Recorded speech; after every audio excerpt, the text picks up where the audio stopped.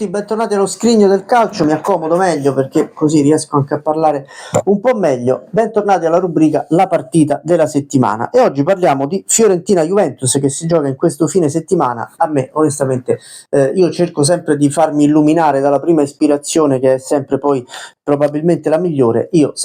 Appena ho pensato a Fiorentina-Juventus mi è venuto in mente Fiorentina-Juventus del 13 dicembre del 1998, quando la Fiorentina sognava lo scudetto per la prima volta dopo tanti anni con Giovanni Trapattoni in panchina, fece un girone d'andata strabiliante, ve l'ho anche raccontata quella storia, potete recuperarvi il video, poi calò molto alla distanza, finì comunque terza, ma quel Fiorentina-Juventus era veramente la partita tra la squadra che stava dominando il campionato in quel momento e la Juventus che arrivava da 2 scudetti consecutivi e che era in evidente calo e in evidente difficoltà. Quella sera si gioca, la domenica sera si gioca Fiorentina-Juventus, Stadio Franchi, inutile dirlo, esaurito in ogni ordine di posto. La Fiorentina è favorita, già questa è una notizia. La Fiorentina ha un cannoniere come Gabriel Batistuta che nel girone d'andata del campionato 98-99 segna come un disperato. Tra l'altro la Fiorentina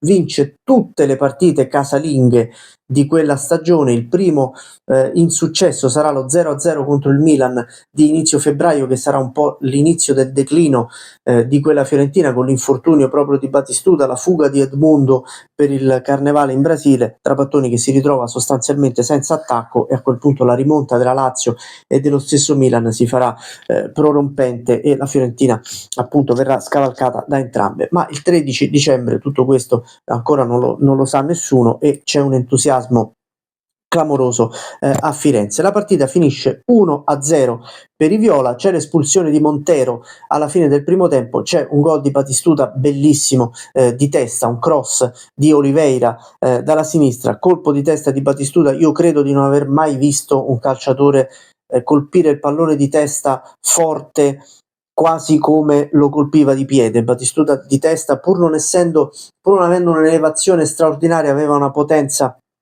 eccezionale. Questo qui è il gol. Vedete che c'è anche Igor Tudor, che i più giovani di voi conosceranno oggi come allenatore, che cerca di contrastarlo, ma lo stacco dell'argentino è inarrivabile. La Fiorentina vince 1-0 col gol di Batistuta nel secondo tempo e vi faccio vedere anche qualcos'altro, perché qui ovviamente non si può non parlare di quella Fiorentina, tutti pazzi per Bati. Diciamo che a dicembre era il momento di maggior, qui mi si è rotto tutto purtroppo dopo tanti anni, però lo conserviamo ancora decentemente. Vedete, la Fiorentina era sulla bocca di tutti, ovviamente qui vi faccio vedere anche il tabellino di quella partita insieme ad altre partite. Fiorentina-Juventus, vedete, decisa da Batistuta al 13° del secondo tempo, 40.700 spettatori. E poi pensate il sogno dei tifosi viola di vincere lo scudetto con in panchina uno storico ex juventino come Giovanni Trapattoni. Sarebbe stato veramente qualcosa di eccezionale. Non sarà così, perché la Fiorentina arriverà comunque terza in campionato a conclusione di un'ottima stagione. La Juventus invece farà molto male, Lippi si dimetterà, i bianconeri arriveranno settimi in classifica perdendo anche lo spareggio per andare in Coppa UEFA.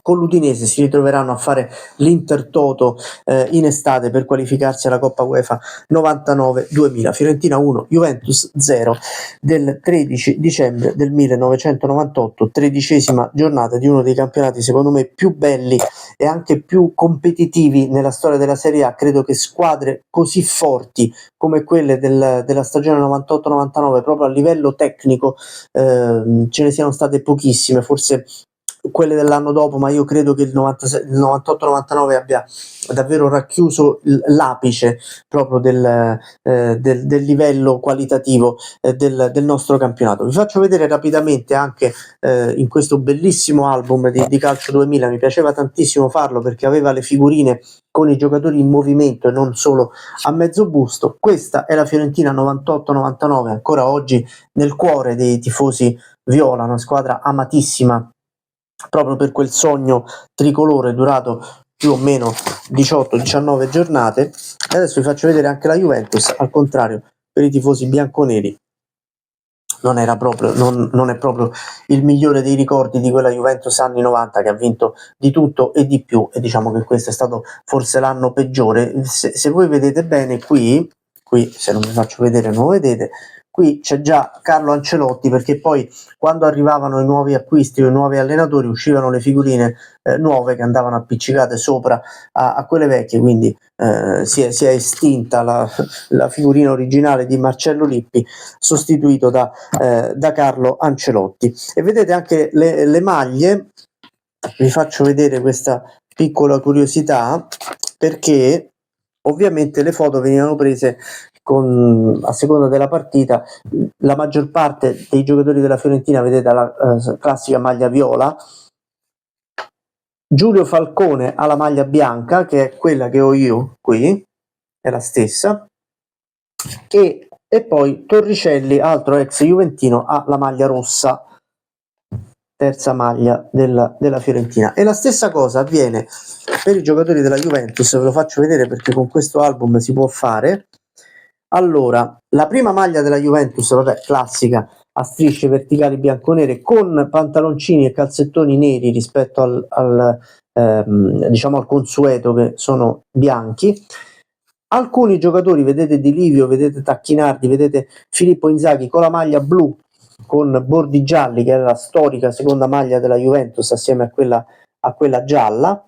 E poi qui c'è il nuovo arrivo Sneijder, che combinò poco o nulla con una maglia un po' particolare che la Juventus indossò in qualche partita, mi ricordo a Venezia, bianca con le stelle nere sulle spalle, una maglia un po' particolare della Juventus di quel 98-99. vedete Sneijder, l'ultimo giocatore qui in basso. E questo è il ricordo di Fiorentina-Juventus del 98-99, che vi ripeto vinse la Fiorentina 1-0 con gol di Batistuta. Vedremo come andrà in questo fine settimana. I tempi sono ovviamente cambiati, i giocatori sono cambiati, il livello del calcio italiano è cambiato. Fiorentina-Juventus resta comunque una delle partite più sentite anche tra i tifosi, tra le tifoserie, per rivalità, per sfottò, ed è una delle partite sempre più attese nelle giornate di Serie A. Vedremo come andrà e vedremo soprattutto la prossima settimana che partita andremo a ricordare fra quelle che si giocheranno nella Serie A attuale. Noi ne ricorderemo una della Serie A del passato.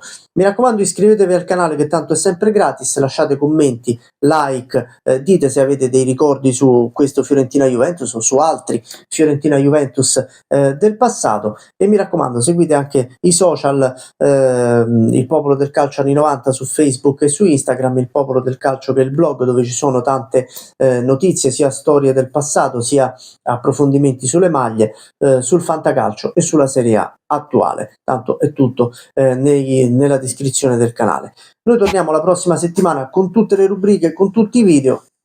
Recuperate quelli che non avete visto, insomma, fate sempre un giro sulla playlist del canale dove potete vedere anche tutte le altre partite che io ho raccontato in questa rubrica, che si chiama la rubrica della settimana e che esce solitamente di sabato.